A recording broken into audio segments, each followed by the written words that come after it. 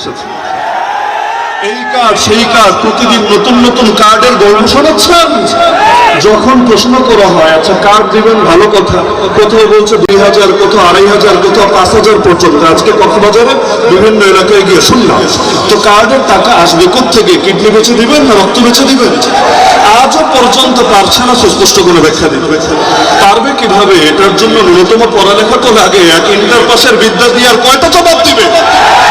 মহেশখালীর মাটি জামাত ইসলামের ঘাঁটি।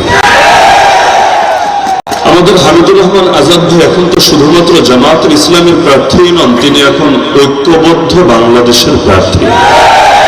কারাগারে গিয়েছিল যারা, আজ ঐক্যবদ্ধ আছে তারা। বিগত সময়ে যাদের কারাগারে যাওয়া লাগে নাই, কোনো জুলুম সইতে হয় নাই, সেই মানুষগুলো আজ ঐক্যও নাই।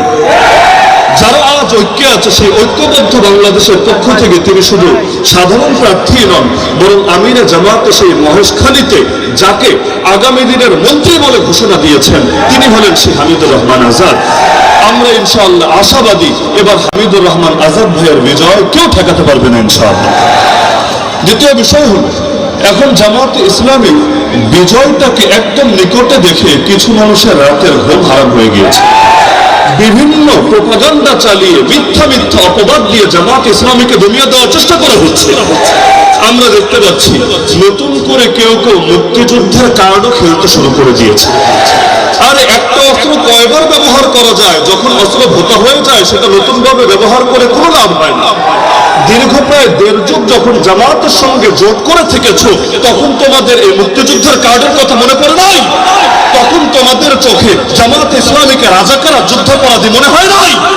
এমনকি জামাতের কাঁধে ভর করে 2001 থেকে 2006 যখন ক্ষমতার গতিতে বসে থেকেছ, তখন মনে হয় নাই যে এই মানুষগুলো রাজাকার, এই মানুষগুলো যুদ্ধাপরাধী? এমনকি দুইটা মন্ত্রণালয় তাদের হাতে তুলে দেওয়ার সময় তোমাদের মনে পড়ে নাই এই মানুষগুলো যুদ্ধাপরাধী, মানুষগুলো রাজাকার?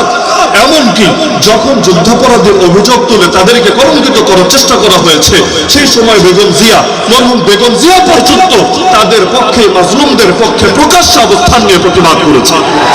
আমি মনে করি আজ যারা এই রাজাকার আর যুদ্ধাপরাধী স্লোগান দিয়ে জামাত ইসলামীকে দমিয়ে দেওয়ার চেষ্টা করবে, এরা হলো শহীদ প্রেসিডেন্ট জিয়াউর রহমানের দুশমন, বেগম জিয়ার দুশমন।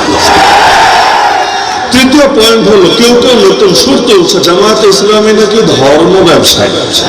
আরে পাগল, ধর্ম ব্যবসায়ী বলে কাকে? জামাত ইসলামের প্রার্থীরা নির্বাচন আসলে নতুন করে মাথায় টুপি রাখেন, নির্বাচন আসলে নতুন করে গায়ে পাঞ্জাবি পরা শুরু করে না, নির্বাচন আসলে নতুন করে তারা নামাজি সাজে না, বরং নির্বাচন আসলেও যেমন সারা বছর থাকেও তেমন। তোমরা যারা নির্বাচন আসলে নতুন করে বেশ ধরো, তোমরাই না থাকে ধর্ম ব্যবসা। 4 নম্বর পয়েন্ট, কেউ কেউ স্লোগান চলছে জামাত ইসলামী নাকি জান্নাতের টিকিট বিক্রি করছে। আরে হাস্যকর কথা, যদিও তাদের লোকেরা যে জান্নাতের টিকিট বিক্রি করেছে এর ডজন ডজন ভিডিও ইতিমধ্যে সোশ্যাল মিডিয়া ছড়িয়ে পড়েছে। এর চাইতে মজার বিষয়, জামাত ইসলামী জান্নাতের টিকিট বেচবে কিভাবে? যে হারে সব জায়গায় চাঁদাবাজি চলে, জনসাধারণের হাতে টিকিট ধরিয়ে দিলেও তো ভাই জান্নাতের দরজায় যখন যাবে সেখানেও চাঁদাবাজিরা চাঁদা দিতে চলে আসে। যেভাবে সব জায়গায় দখলবাজি